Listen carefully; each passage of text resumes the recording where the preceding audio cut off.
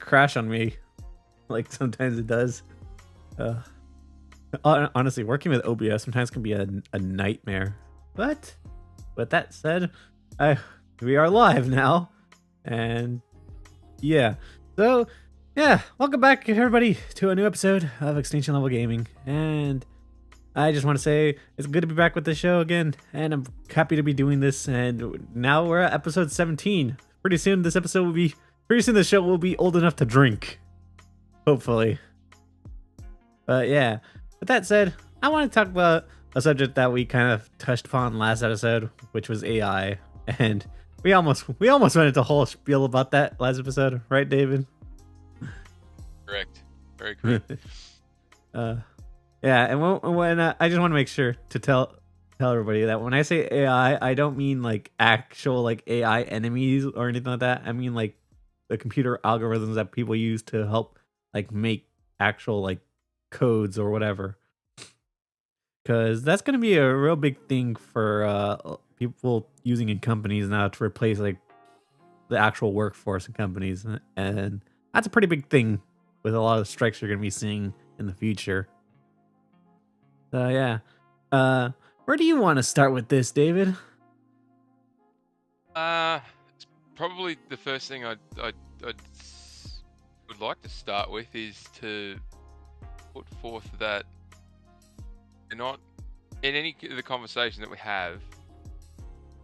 At no stage am I suggesting that AI fully replaces the human inputs on gaming, and that I am firmly entrenched in the camp of AI as a tool rather than a solution.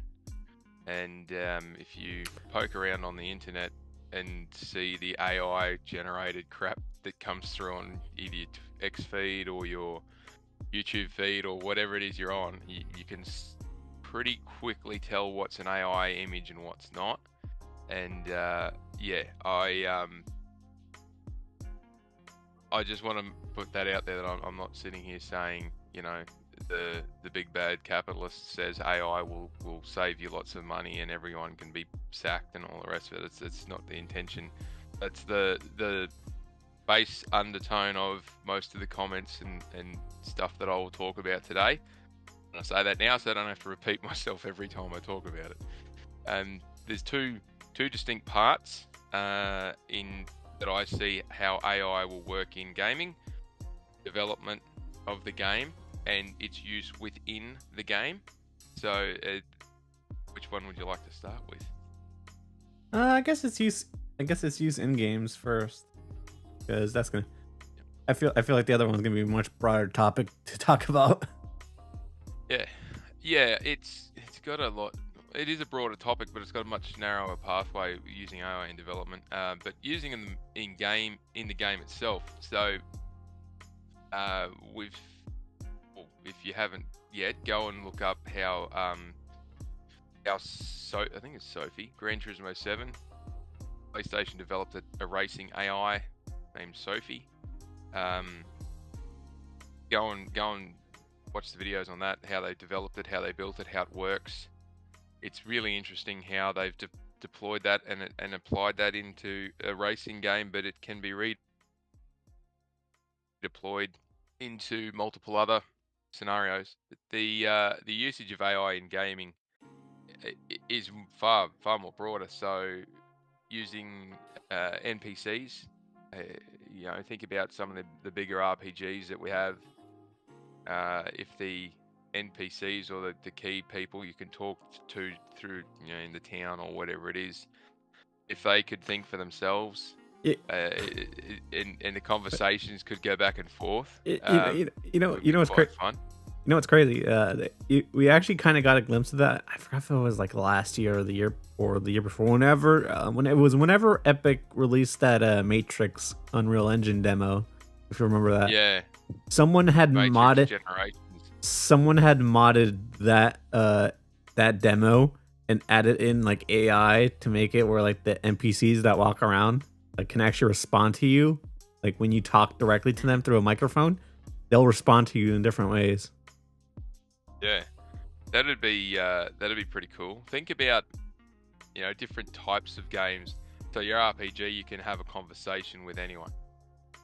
In infinite length conversation with anyone about anything. Or they could restrict it to just being, they can talk to you about anything to do with this part of the game or this subject, the quest that you're on or something like that. Or in a horror game. And I still can't, I don't know why that no one's done this yet. Because I haven't found a game that's got it. The PlayStation 5's got a microphone in the controller. If you've got a game like Alien Isolation, where you've got to be dead silent and you can't hardly move, otherwise it picks up on your frequencies and sound and all that. Why can't they have something where the microphone in the controller picks up on your breathing if you're breathing too loud, or if there's noise in your background or something like that, and then the AI that's controlling the enemy is able to distinguish, oh, that's not a noise within this environment. Ergo, there's something coming from over there. Could you imagine trying to play Alien Isolation if the friggin' microphone could hear everything in the background? That would be terrible. It'd be nuts. It'd be nuts. But Say goodbye to hiding. And then tactical games, first-person shooters, stuff like that. Call of Duty 6, great. Zombie mode. You're just doing your thing, and then it can hear where you're at. Or other games that are like with the enemies in. I've had this example. I've used it before. Now I can't remember which game it was. When we first started talking about this thing coming through, I was like, "Oh, this would be mad fun." Because you imagine the enemies in a action game, like let's use I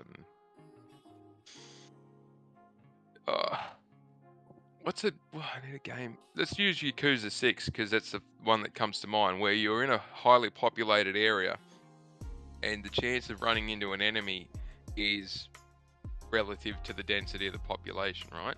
Yeah. Well, instead of 3 or 4 enemies coming over and trying to kick the snot out of you, one decides to hang back and phone his mates, and then they phone their friends, and if you don't deal with the situation fast enough, it can pile on.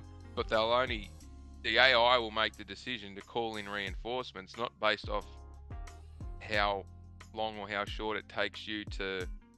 So there's not a clock on it, because in one of those games, I can't remember which one it is, there's a clock. If you don't beat all the enemies within a time frame, more will show up. But if it's dependent on where you are and how fast, and the enemies can then choose to send more or not, or stuff like that, that'd be mad fun. And enemies being able to decide themselves whether they want to have more weaponry or how they want to approach things.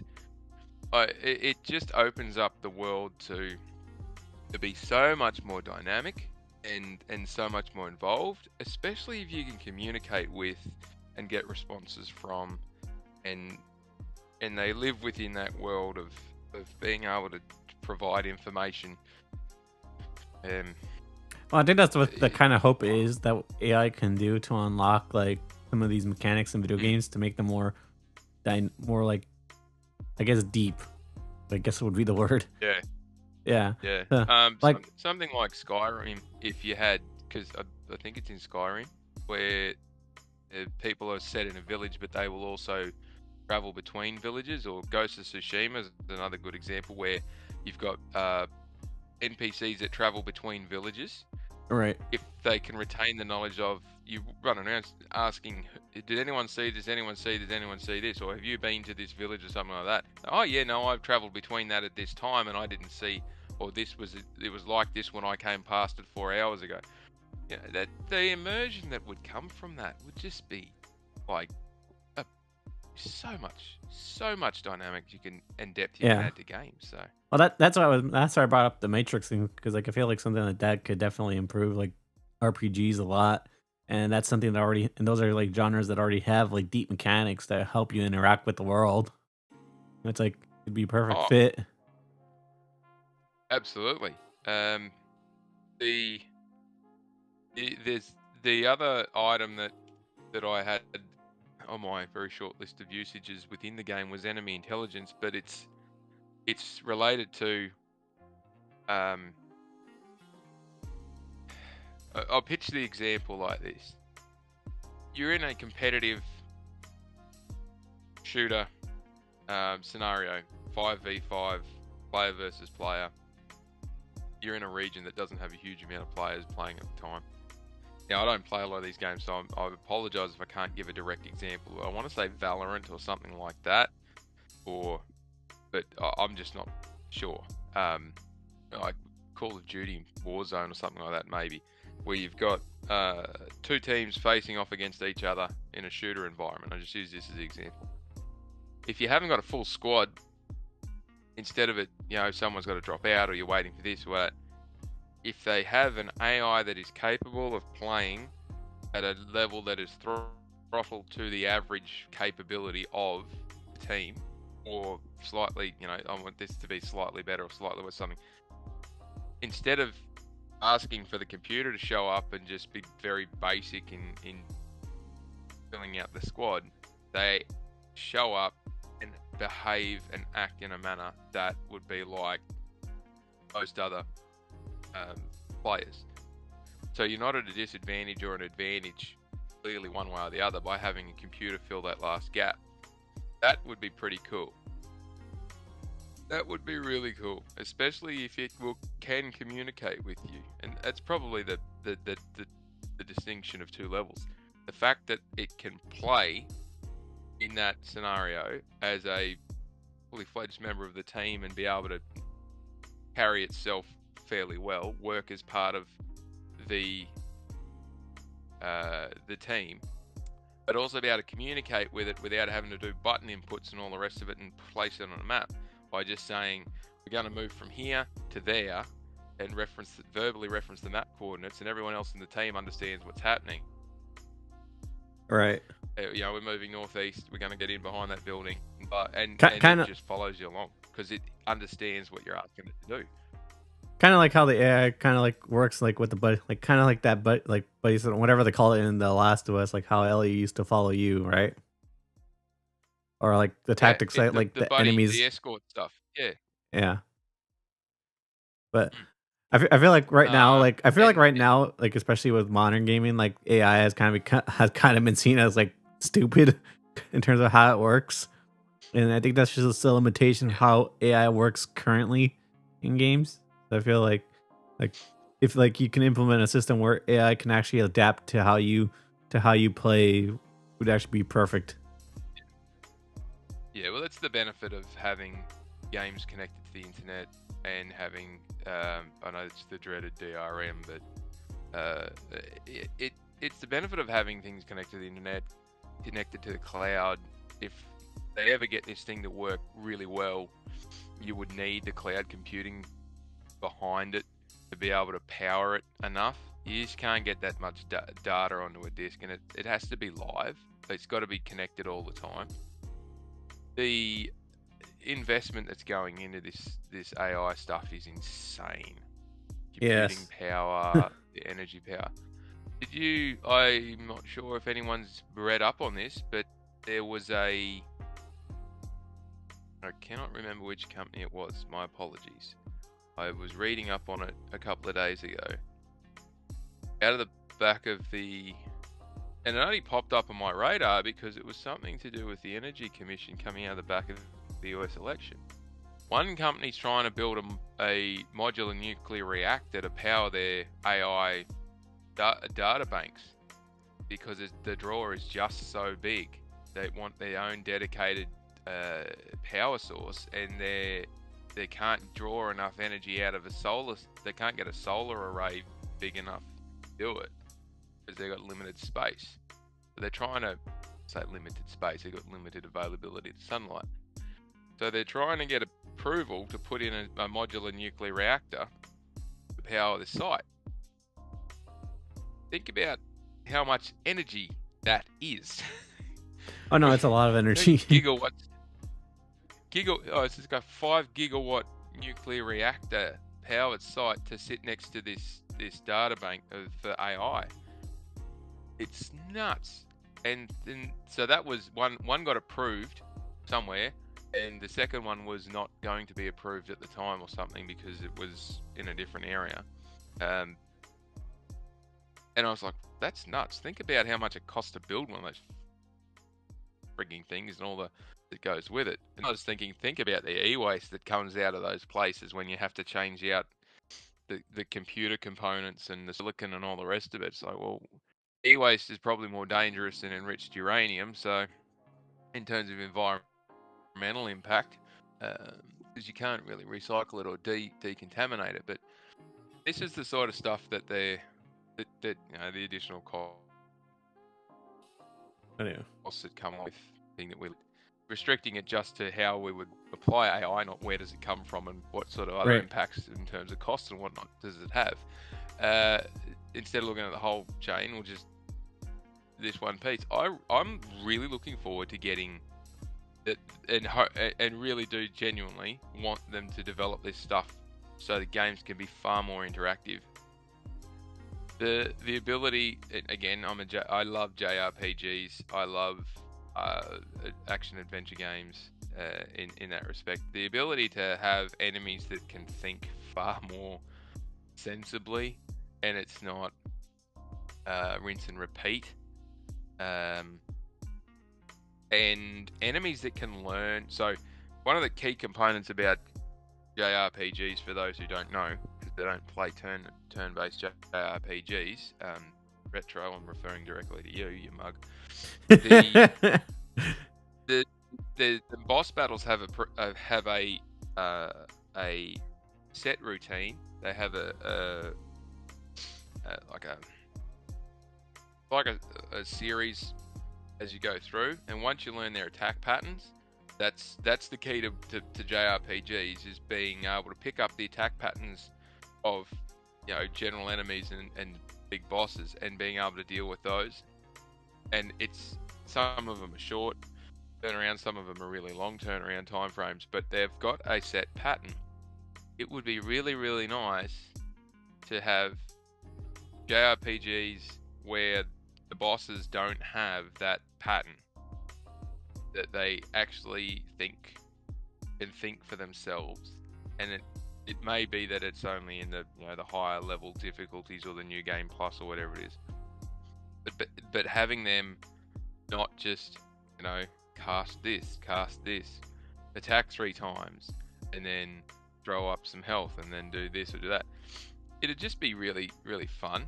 A very basic game like Pokemon. Let's take that for an example. If the average trainers and the gym leaders could actually think and utilize their Pokemon properly and their attacks properly and develop them properly, as if you were playing against another general player, it would be such a different game. It would be so much more dynamic than show up, one shot, kill 5 of theirs, their 6th one does their big power up and never uses their power move, and they mismatch the entire time. That's why speedrunners and challenge getters can go through using just one very inferior type of Pokemon through the whole game and still kick its ass. It's just a matter of being able to get past those sort of level bosses and ultimate bosses. But if they could actually think for themselves and apply stuff for themselves, and it'd just be so much more dynamic. I wouldn't say it'd be more fun, but it'd just be a very different way of playing games. What do you think? Yeah, I always think it'll be more dynamic to have like AI implemented all these things in like an enemy AI and I forget the word for like for like allies or like whatever you call them in games, like when you have like someone supporting you, or I always forget the word for it, but yeah, like when the buddy in the escort missions where you have the buddies. Yeah, because I feel like currently like our systems just aren't that great, and when you're trying to do like when you're trying to do some puzzles, like when you have like for God of War, for instance, Atreus, like when you're trying to do puzzles in that game, Atreus is always just telling you what to do, and it just gets annoying, Yep. So, I apologize for having asked this question, but you don't have any kids, do you? No. Right. I've got a son, and when I played through the first God of War, it was 2021, I think, 2022. And my son's not far off the same age as what Atreus was in that game. And after about 10 minutes, all I wanted to do was turn around and throttle Atreus. And then after 20 minutes, I was saying, I was researching online, is there any way I can kill this kid? I do not condone violence against children, but my lord, I wanted to belt the crap out of that Atreus. That's what I'm talking about. It's like AI right now is so limited in games, like in terms of how it acts, and when you have an instance like that, it just becomes so annoying to deal with, like those AIs. It's like, you want to make them more intelligent than that. Yeah, I just want to turn around and tell the little bastard to listen to what I tell him. Because from the word go, Atreus does not listen to a single thing that Kratos tells to him. And it just drives me nuts. And then he gets hurt. And I was like, well, what did you fucking expect? Like, anyway. Yeah, and I've had that conversation with a few fathers who've got sons. And it's just like the thing that that I related to, but drove me the most nuts about that game for all of us was that Atreus is just an annoying little shit who doesn't listen, and all you want to do is turn around and throttle him. But for some reason, you're not allowed to. So, what do you think about how what would you like to see? How would you like to see AI used in that respect, though? Would you rather it be known, or would you rather it be subtle, or how do you think it should be applied? Honestly, when you ask me like that, I'm not too sure, because I don't want it to be like, I kind of wanted to make it like not be too known, like you kind of still want to be immersed into the world, you know? So you want to kind of like make it like where it feels like subtle, and like you just like, it's like, oh, I didn't know that's how it worked, you know, type of thing. Yeah. So that, yeah, I'm the same. I'd like it to just be a natural evolution on how games are played, rather than it being you can turn AI on or off, and if you turn it on, you get your ass kicked, and when you turn it off, you can just walk through the game. Yeah, that was cool. Yeah, and I feel like if like for instance, the Halo AI for the enemies, they were already pretty dynamic in terms of like shooting the grunts and how they would react to you. Yeah. I'd say that was already pretty lively, but like imagine if they could implement more systems to make them even more like adaptive to you, like in terms of like understanding how you play, they'll change, and like if like try to fight against those combat tactics that you use more often in games, you know? Yeah. Yep. Actually, there's one part of just talking about Halo and the grunts, it just tweaked me to something else that drives me nuts about. Because I think it was Halo where I remember seeing like a grunt like pull one of his fallen combat allies out of combat into protection, and he was already dead. But like imagine like seeing them go further than that. That would be like really interesting to see with how AI would be implemented there. Yeah, it would. And whether they can, drag them out if they're still alive, apply health and help in that respect. Right, like that. That sort of stuff would be pretty cool. One thing that drives me nuts about some video games and movies as well, but some video games, when you're out in bushland or rural areas, or you're out of the city, right?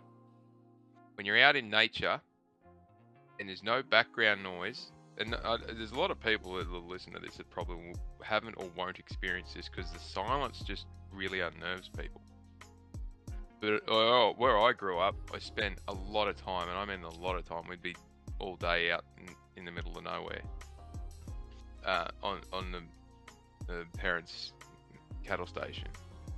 And when you're out in bushland and not dense, like can't move forestry, but bushland, like a lot of games are, where you're out at the camp near the lake, or you're walking through these fields, or you're going through this sort of war-affected area, but you're not in town. It is so quiet, you can hear stuff from a mile away. The distance on sound is insane, right?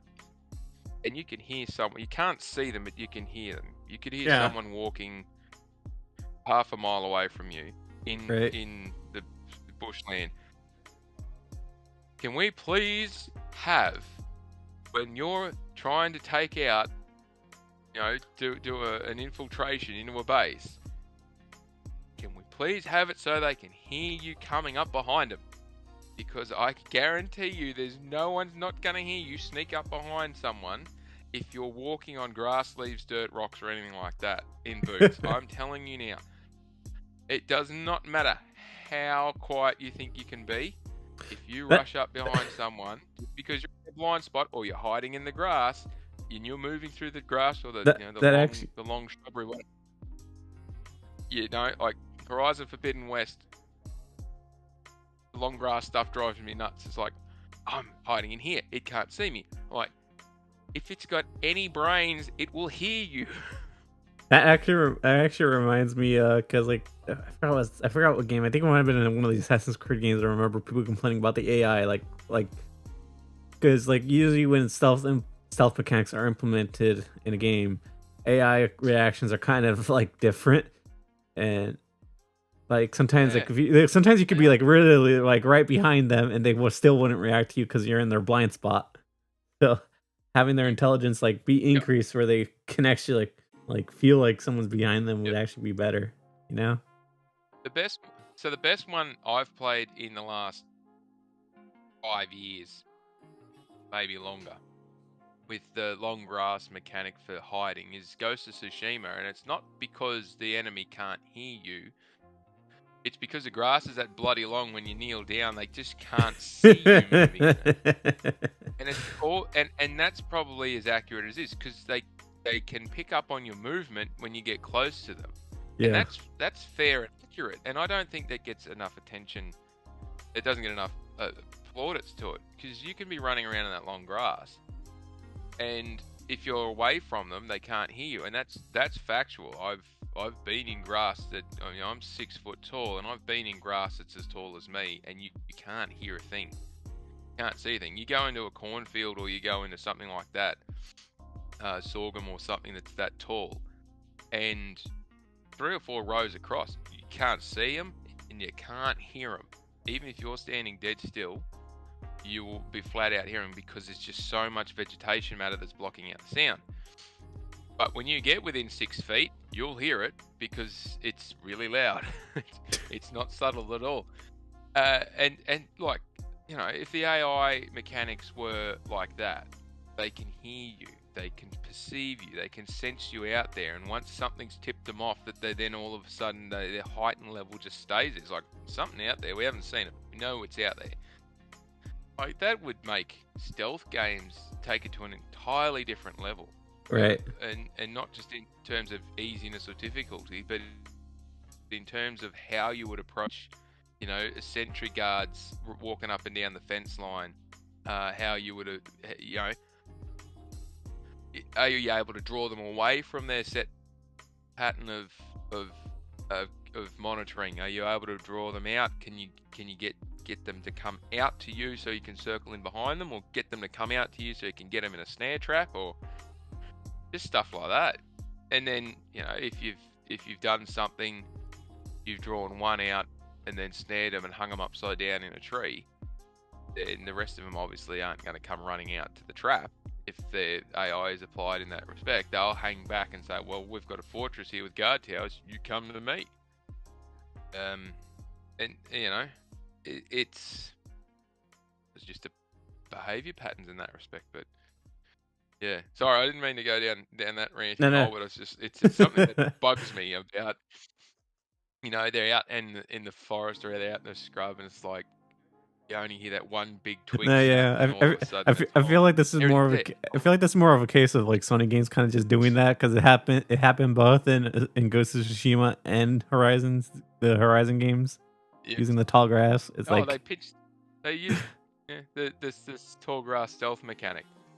It's just they borrow it from each other, because it's easy to develop. But it shouldn't be a big twig snap that alerts everyone to you being there. You can hear someone just walking through bushland at a normal, quiet pace. You can hear them from half a mile away. Right.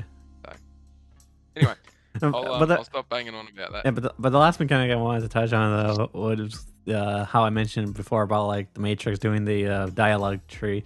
I feel like the best game ones that could use that too would probably be like any choose your own adventure games, like imagine if David Cage games with the multiple branching pathways, how that would go if they implemented like multiple dialogue trees like that with using AI to respond to you in any way they could. Imagine how dynamic that would be. That'd be brilliant. That'd be brilliant. A game like Nier Automata would have would have an infinite number of potential endings. Yeah, that would be pretty cool. And again, yeah, because it wouldn't be so much as the dialogue tree decision making. It could also be, depending on how advanced the AI is, the way in which you answer the question, or whether the AI believes you're telling the truth, or you believe that they're telling the truth, or the ability to deceive in that respect as well. That'd be really cool. That'd be really cool. Yeah, I could see I gave you some ideas. Yeah, narrative, multiple ending points.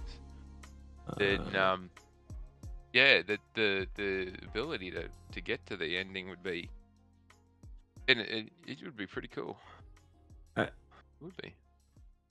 Okay. Ooh. Okay, something happened right there. I don't know if the string caught the rest of it, but if it's just catching up right now, then yeah. Apparently I'm having internet problems right now. No bueno. You did say it would. Yeah.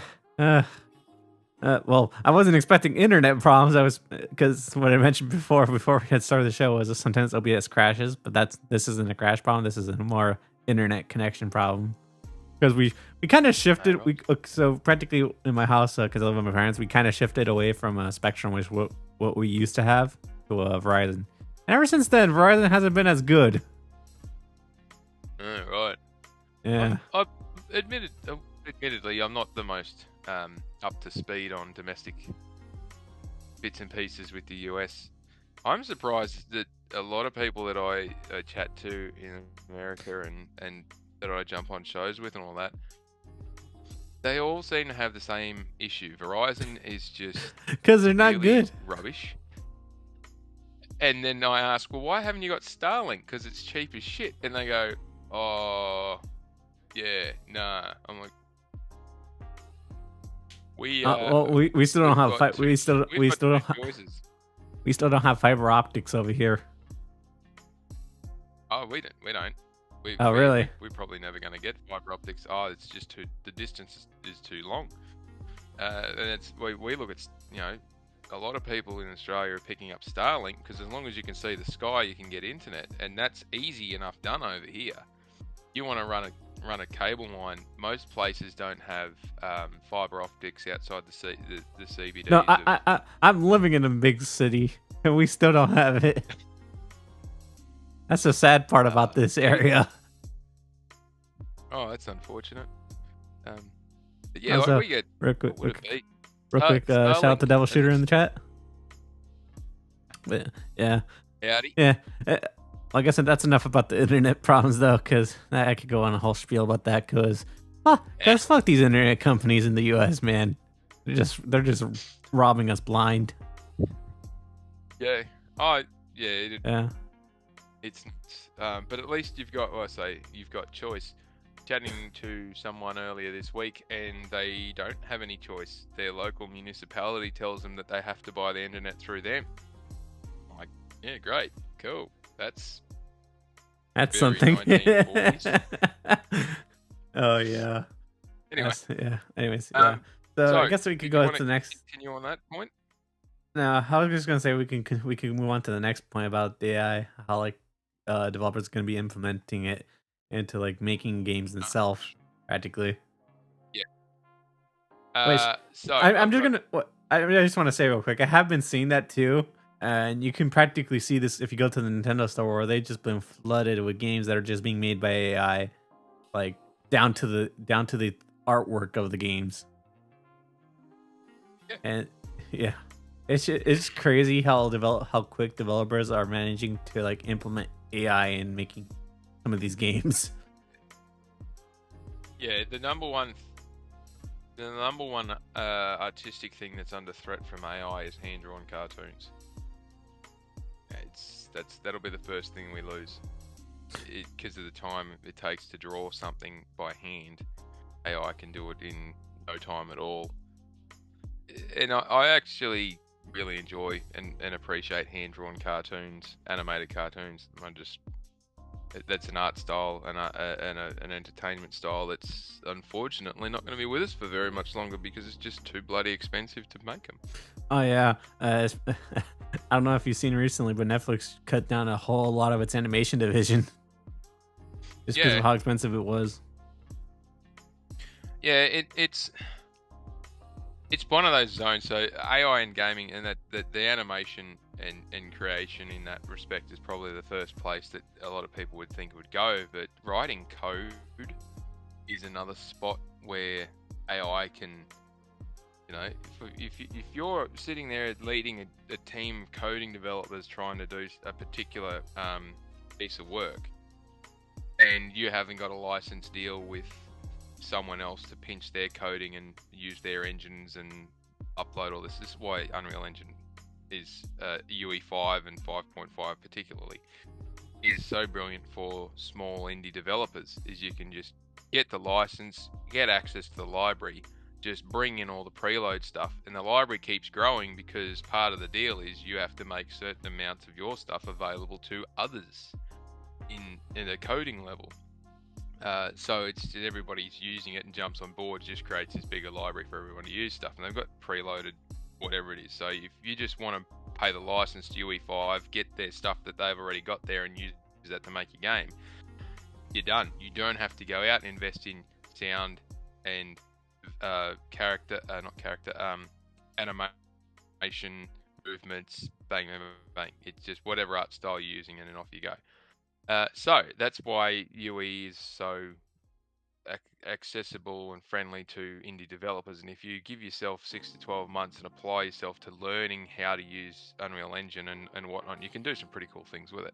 Now, that set aside, if you are trying to write code for something and you either are lacking a key specialist, or you don't have access to that library, or whatever it is that you're doing, because using different engines, you can get AI to go, write me a coding sequence that provides duck and cover, or that provides from walk to run to sprint, or tripping over, or something like, and then bang, hundreds of lines of code debugged, and all you got to do is hit the go button and then see if it does what you want. Or write me a coding sequence for a car chase scene that'll last 45 minutes with enemies bombarding from lateral points. Bang, it's done.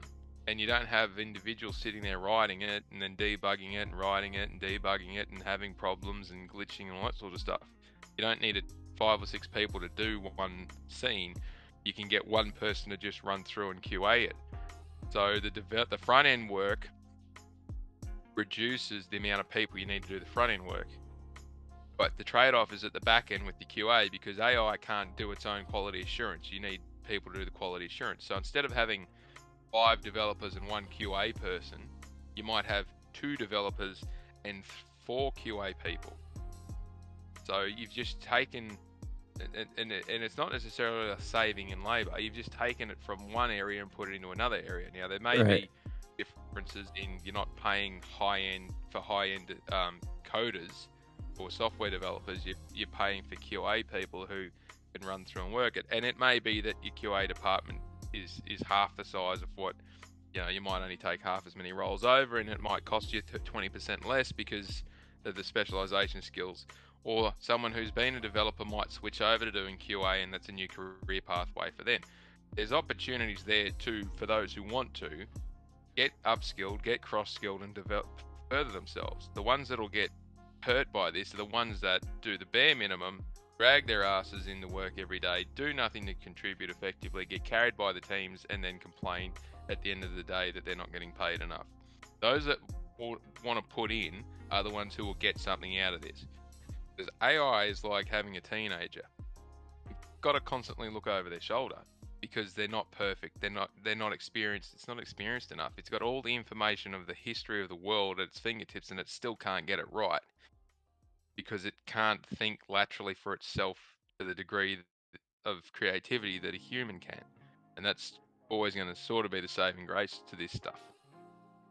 But if in development, if it can strip down the amount of time it takes to write the code, or it can pull the coding together out of the database to give you what you want, that's one part of it. The other part of it is, as you said, the graphical animations and pulling together all that. It's if you're on a time crunch or you're in a hurry, you can get it conceptually done and then use AI to upgrade it into the engine. I think we're trying to say upscale though. Yeah, that's it. You can use AI to do the concepts. Yeah. I want a monster that's got 4 heads and it can spit fire out its ass. Bang. Basically, what I use for my thumbnails. Basically. And then here, it can give me 6 options. Bang. Here's 6 vastly different options. All right, cool. I want that one. And then the artist can go and fine tune it, or someone can come up with the concept of the animals, the animations and whatnot, and go, all right, I want it to do this. It needs to do that. It needs to look like this. And then you can upload it into the AI tool, and it can bring it up to life. You'll still have to tell it, or you'll have to fine tune it. There's still a human intervention somewhere. And the people that say, oh, AI is going to replace screenwriters and script writers and storytellers, like, it's not, because it can't think. It can only think based off what it's consumed. And if it's read every book that's ever been written, imagine how mundane and vanilla that story would be. Because it needs. You see, that's where my fear comes in, because I feel like it could do that if like they just like tweak like whatever the AI writes enough, make it where like it doesn't seem too similar to whatever it used. Well, that's the thing. You'd have this AI that you just sort of fiddling a dozen different dials and saying a little bit more violence, a little less caring, a bit more here, but because it's so structured, you don't get that randomness of someone had to think this up. Think of some of the most amazing stories ever written. A human thought that up, and the thought process wasn't they just woke up with that as the final idea. It's developed over time in the writing of the story, and they've gone back and rewrite and try again and rewrite, and just small improvements here, there, and everywhere. If AI's got to do it bang first time round, and then you ask it to reiterate, and it's going back to the same place it got the first one from, and it's just forever going to not be able to do it. And from my perspective, it needs some kind of intervention to tune it, and again, that requires human intervention. So, but is that just like the base story? But is that just because like it's limited, like AI is limited in what it can do right now for making a game? Because like I feel like in the future, like they can probably program it to overcome like those issues, and we all know companies like to save money and cut heads when it costs money too. Yeah, there's in gaming we've got a finite. Companies have got it harder in gaming because the consumers know what they're prepared to pay. Whereas with making TVs and movies and all that sort of stuff, they can backfill the revenue from different places, and if it's a hit in the cinemas, or it's a bomb at the cinemas, they can chuck it on streaming, or they can put it on somewhere else and recover it somehow. Gaming, they know the most anyone's going to pay for a game is $70 US, and it's got to be a bloody good one to make bank at that level. If you're not able to get the cost down so that selling a certain amount of units at that level is viable, don't even bother starting. If you're going to sell at AA level, which is say somewhere between $40 and $60 depending on the length and the type of game, you're probably looking at a development budget of around $30 to $35 million, and you've got to sell 1 million units to break even, or just over 1 million units to break even. So you know, 1,000,000 units of a game is a big deal, and a lot of people out in Well, if the you're gaming community will say, if you're Square Enix and 1,000,000 see a units. million, if you're Square Enix and see a million as like that's a loss. Yeah, it fails to meet expectations. But you know, when you pump $150 million into a game and sell 1,000,000 units at $70, you're in a lost position. If you pump $30 million into a game and sell 1,000,000 units of it, and you're in a profit position, it's all relative to one relative to the other. But the outcome is if you can save time between games coming out of a studio, and you can save the costs associated with developing the game, the increase in frequency just straight away gives you an increase in your return. This is why live service games was what was chased by every publisher and their mongrel dog for the last 10 years. Constant revenue stream versus spike revenue streams. Well, if you can reduce the time between those spikes, you can get in front. But if you can reduce the costs associated with the time in those spikes, and you've affected the revenue side, you've increased how much comes through over a 10-year average period, and the costs associated with it, you straight away by implementing one solution being AI, you can then speed up the frequency of your game output and reduce the cost associated with your game output. You get a double hit for one investment point, and that is something business managers just froth at the mouth about. I can reduce my expenditure, increase my revenue inputs with one solution, and that's what this does. Yeah, but I don't know. I feel like it's kind of like too soon to try to like cut back on the jobs though, because imagine like how many people are going to be like out of the job because of this, and you can already see like people working in the games industry with like voice actors already like. I don't know if you've seen some of the articles, but it's showing that some of the companies are already trying to implement AI to replace like voice actors already. Yeah, there's some shady shit going on. I'll be frank about it. The use of someone's. So this is where you work for a company and you have an employment agreement, and there's an NDA within that employment agreement. Read the damn thing.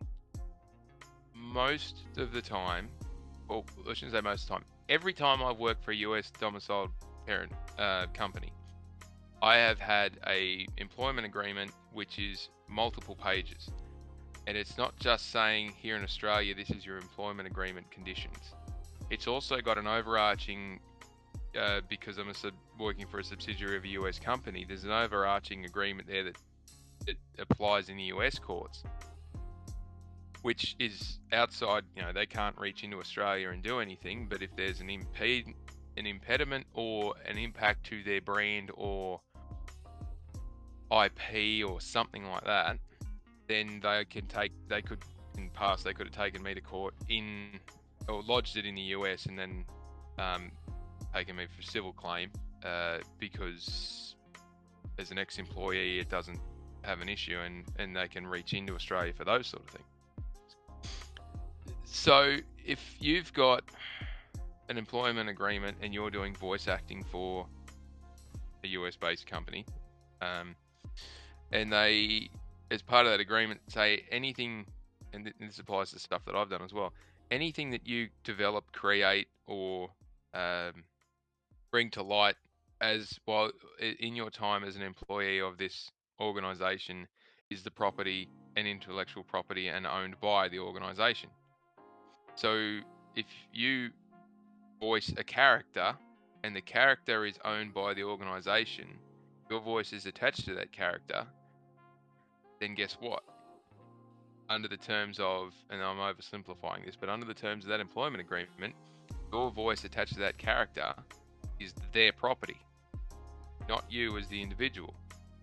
And it happens across so many different industries where if you conceive something or come up with something while you're working for them, it doesn't matter if it's what you're getting paid to do, they still own it. Right. And the theory behind that, because you're on the clock for them, anything you do using their time and their assets and all the rest of it belongs to the company. which can be challenged. If you get the right circumstance, you can challenge it. But the voice actors that are being affected, and I think it's a pretty scummy practice, to be honest. If you've got a snippet of someone's voice, and then to maintain that character's continuity because you don't want to pay the voice actor, then to wheel out AI to just take that voice sample and apply it across whatever's coming on, that's not right. That is very much not right. And there needs to be some laws put in place to protect that. If you're asking the AI to come up with a voice for the character and no one has voiced it yet, though, different story. I don't think there's an issue there. But where a human or an individual has been involved in a character, in the writing of the character or the voicing of the character or the development of the character, I firmly believe, I should say, in that manner, I firmly believe that to cut out the individuals associated with that character and replace with AI to mimic the individual or replicate the individual, that's morally that's reprehensible, but there should be some laws against that happening. I don't think there will be laws implemented anytime soon, honestly, because like AI is still so brand new, and like there's hardly any limitations for it so far because of how new the technology is.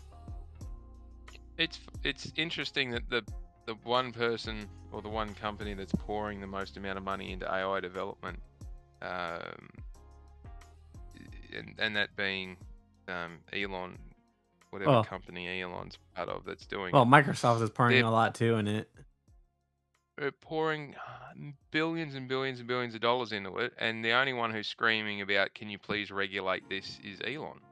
Microsoft doesn't want it regulated. OpenAI doesn't want it regulated. Yeah. Google certainly doesn't want it regulated. None of them want it regulated because they want to be able to do their own thing. And when you've got an emerging technology and emerging industry, it's fair enough. You don't want to kill it with regulation to start with, but you got to put some boundaries in place. Yeah. You can't just say, hey, it's open slather, do whatever you like. You get the same shit that happened when they developed nuclear technology and all this other stuff. It'll turn into some kind of weaponized form against a group of people or groups of people. And it doesn't, when I say weaponized form, that doesn't mean that you're actively going out there and harming people physically. You can put an entire industry out of workers out on the breadline just because you go, click, there's no protection here, but we can do whatever we like. It's, and what's the outcome there if they decide that AI is going to replace, say AI replaces 60% of the development workforce, and they take over all the writing, all the voicing, most of the coding work and all the rest of it. And that's where I feel that's where I feel it could go if it's not like restricted enough to the point where it can't do that. If that did happen though, because how good do you think the games would be? Because let me give you this as an example, because like I'm already seeing this in the fast food industry right now, because I have like fast food restaurants by me, right? One of the big ones is Taco Bell, that's implementing AI to get rid of any like use of like counter people, and you can already feel that because like you're just forced to use a computer and it just delivers it to you at the window.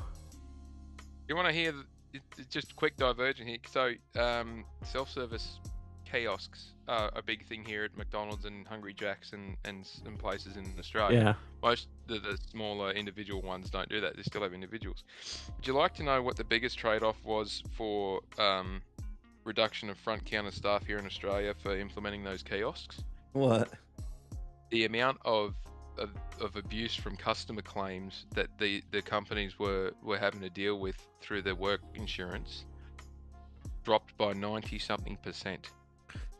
that was the reasoning behind them saying, well, if we put these kiosks in as an option, we expect that we will have a reduction in our workers being abused by customers.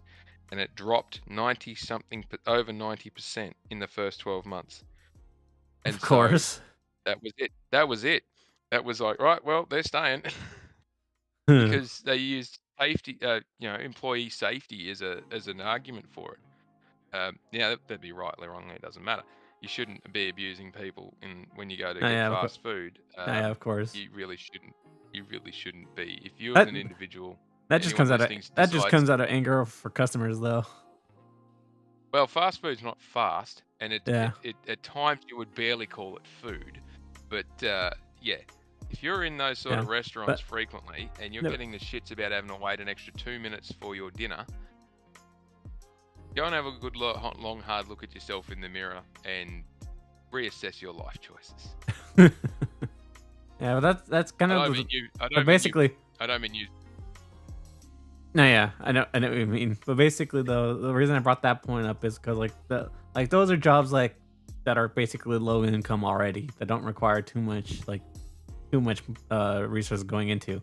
And what in gaming, what always gets cut first is always the QA testers, and like always like the lower tier like workers that get cut. Yeah. So I feel like those would be Well, the most affected in gaming. Well, possibly, but I'd be very shocked if they took that direction, because if a game that was made, designed, animated, coded, and all that in AI, it would spit out the other end with so many bugs in it, it would be in an unplayable state. We're already in. The other way. I'd say the QA team would be the most important team if you're going to lean into AI in development. I mean, gaming already Gotta turns debug out a lot of them. broken games, though. You've seen those games that have come out broken, But, like yeah, case in point. Those games that come out so broken have got no QA team working on them. It may be an opportunity that instead of having the QA testers in house, a couple of people can get together and just create a company full of highly skilled QA personnel, and just subcontract everyone out. And you could build a business model based on that. You just got to make sure that your staff are top notch and understand how their AI systems work so they can debug them. Because an AI that makes mistakes will make the same mistake over and over again, because they never at the moment feed back in what they've just produced into their learnings. It's not until it's been brought in as part of the feed in points and have to be, they have to be told to consider this stuff. They'll make the same mistake over and over again. So if the QA team knows we're working with such and such AI, it'll make this mistake in the animation points, or it makes this mistake in the coding piece. Just familiarity with it until it gets corrected. They can just go in there and make basically money for jam, because they already know what they're fixing. Just copy and paste and off we go. But that's, and having a different perspective of it than yourself is probably a good illustration of the unsureness or the insecurity of knowing which direction this thing's going. I would have thought that investing in the lower end, the QA roles don't cost the company as much as the top end developer roles. So you get, as a company, business manager, you get more bang for buck by having more of the lower end people than the higher end people, costing people. you see, And it may be that we can use that as an QA's more relied heavily upon, so you can use that as a driver to bring that up to a better standard. But the trade-off would be you'd have less developers in you. yeah, you're not wrong.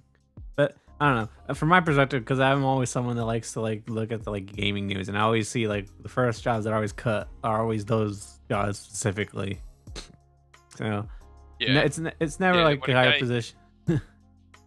Wait, what to say? No, they'll never get rid of the higher positions. When a game gets cut or gets delayed, the QAs are the first ones to go, because they're the last ones that are required. And the only time higher position jobs ever get in trouble are when with Bungie for instance, how they're doing financially. That's the only time you ever see higher position jobs get cut to save the company. Yeah. It's, I don't know. The discussion about senior management and C-suite and all the rest of that, are they really worth the money that they get? And I enjoy those conversations as soon as I start pointing out what they're responsible for, the bullshit they have to deal with, and whether you want to have your life put on public display or not. What would you want to do it? And a lot of people go, "Oh crap, I didn't realize that. Oh crap, I didn't realize that." And the fun one is around their pay packets. Yeah, so that's a whole separate conversation though. But, yeah, that's my point though. Is it's always like lower tier jobs that always get affected the most from my perspective. That's why I feel like AI Mm, could possibly affect those jobs if it's not like handled yeah. well. So the impact of AI on gaming development would likely see a redistribution of how certain parts of the workforce are actually employed and deployed into gaming. I suspect, and I wouldn't I feel, say that this is a definite.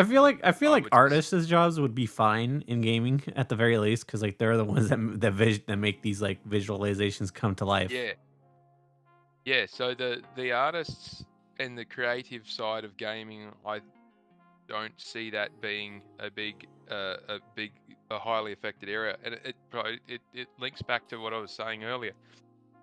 If you had AI make the game from start to finish, and it came out and it was and let's say it wasn't a buggy mess, us video game consumers are very picky about what they play. Right. We are. We're fussy Well, as hell. We're horrible. We cannot be appeased. well Let's that's put it that way. We're all very fussy. And that's actually kind of why I brought up the thing with the Nintendo store having like a bunch of AI slop being put on it. Because if you look now on the mobile game stores, like on phones or like the Nintendo Switch, with like it's like it's Nintendoware that's so famous for. A lot of it's just made by AI, and you can tell down to the artwork and the mechanics. Yeah, I was reading a journal article. Someone used AI to build a game, and it took them 6 hours to build a mobile game in an AI. Yeah. And it cost them on a weekend, then 6 hours, and then they put it up there for 99 cents, and people started buying it because it's an AI game. That's why we're going to see what it is. I'm going to spend 99 cents, so $1. What's $1 to most people? Whatever it is. They don't miss it because they don't see it coming out of their pocket. And made hundreds of thousands of dollars off it for 6 hours of his own time put in. No big deal. So there's an appeal there for, that respect, but major companies in how they would use it would be very, very different. The impact is, like you say, there's all this crap that's on there. Some might play it, some might not, but there's no way a demographic within the gaming consumers marketplace is going to spend big dollars on an AI built piece of shit.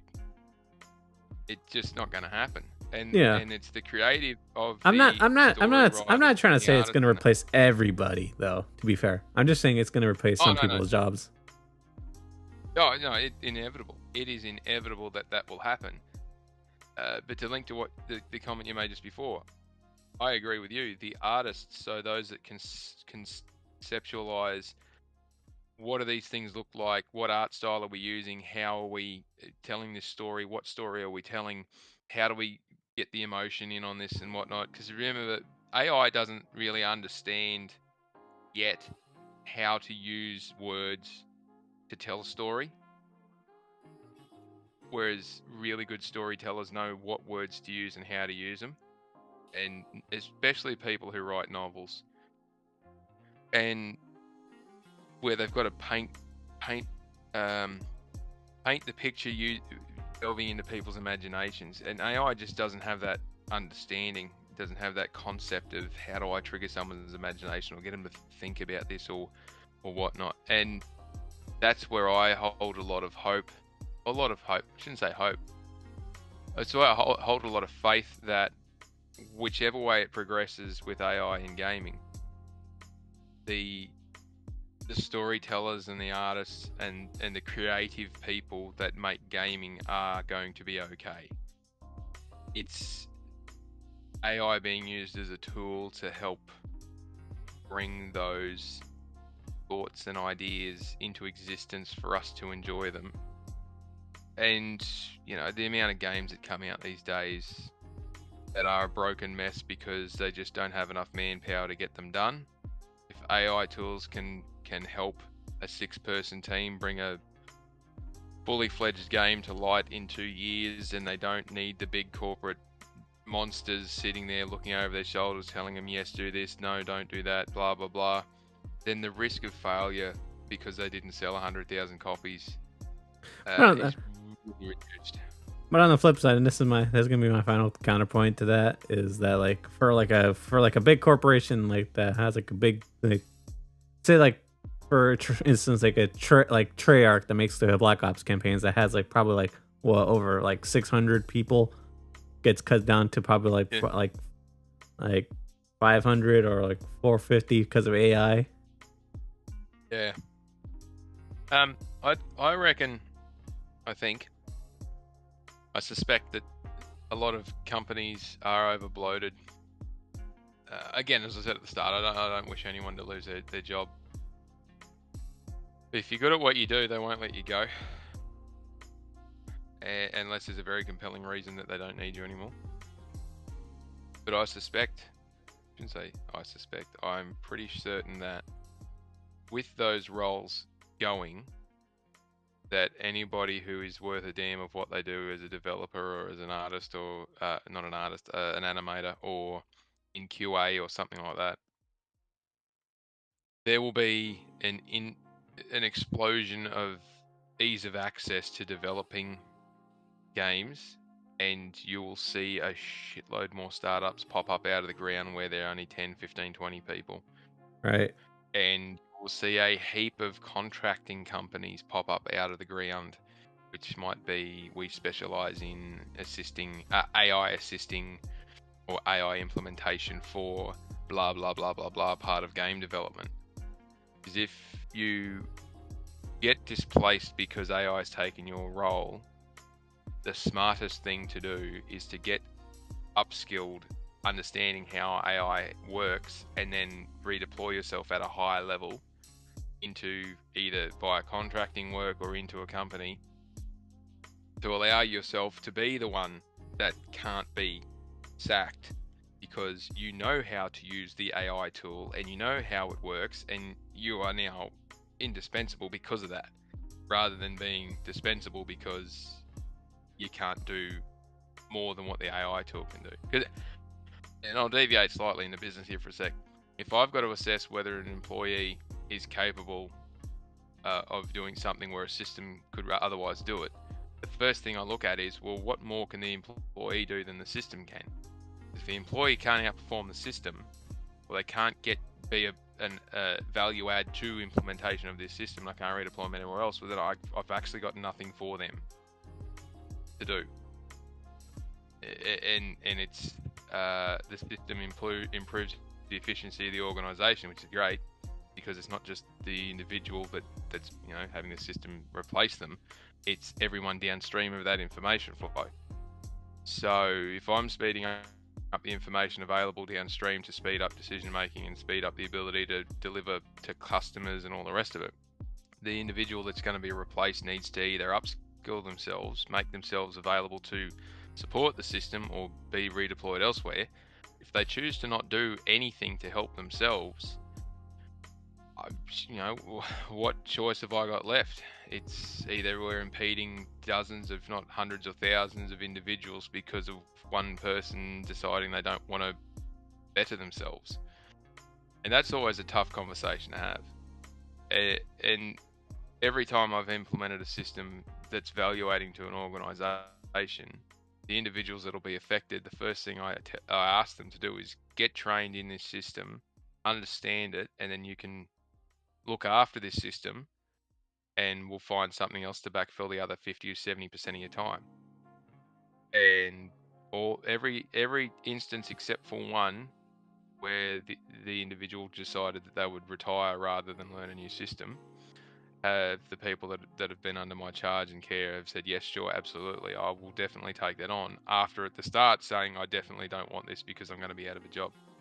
They just need to retrain themselves and refocus themselves. A basic system, or all the way up to an AI system, still needs someone to look after it.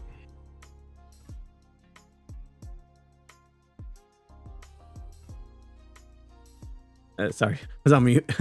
Yeah, basically, I agree with that. But yeah, it's basically a computer. Computers need to be looked after and taken care of.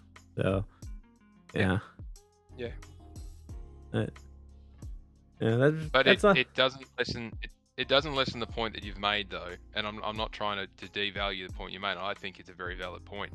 People will lose jobs. This thing will take jobs, and it's not like it's going to take a couple here and a couple there. This thing will strip thousands, if it's not tens across any industry, to be honest. of thousands of jobs. Yeah, it's going to have massive impacts. Probably not seen since full automation in vehicle manufacturing. Yeah. Within the space of 2 years, the number of jobs in the industry will decrease 30 or 40%. But there'll be a lot of people who take that opportunity to go and do something else in a different industry. There'll be a lot of people who take the opportunity to retire and enjoy themselves, and there'll be a lot of people that will be displaced that are really going to be affected. Right. And to those, if anyone's listening here who's terrified about losing their job to AI and they know they're on the chopping block, I would strongly encourage you, go and learn how to use the AI and/or go and get upskilled in something else. Because if you're already a developer or you're already an animation artist or an animator or something like that, don't rest on your laurels. Keep upskilling yourself, and you don't have to be the best. It's outrunning the bear with your mate. You don't have to be the best. You just have to be better than the one standing next to you. Or find a job that AI can't replace you in. Yeah, exactly. So if you work in fast food, don't be the person out the front. Be the one out the back flipping the burgers. You'll never get replaced doing that. Unless you make a robot that makes the burgers. That's a whole nother spiel. Would not trust a robot to cook my burgers ever. Why not? I can say that because you could probably just program a robot to just like make it at a certain time, flip it at a certain time, and boom, you're done with it. You could, but would the robot know if the meat's rotten or not? Oh, that's a good question. But I can say that because I worked at McDonald's for a period of time flipping burgers and dropping fries. So because I remember seeing this. Yeah, this is a bit off topic, but I remember seeing like this weird invention that someone put at a McDonald's where like it was like a self-automated like arms like that would flip burgers for them. Oh. Yeah. Yeah. It's always one of those things. If you look at a specific action in isolation, a robot or a computer can replace that, no dramas. You just program it to do X, Y, Z. But if you consider the entire chain from start to finish, so when the box of meat shows up at the store to when it hits the tray to go out to be sold, can one system do all of that? Probably not what they. Yeah, but so they probably have to put multiple different. Yeah. But I guess with that's the consideration. Yeah. I guess with that, because I'm running into internet issues here, so I guess we should probably wrap it up. Yeah. Sorry. Yeah. No, all good.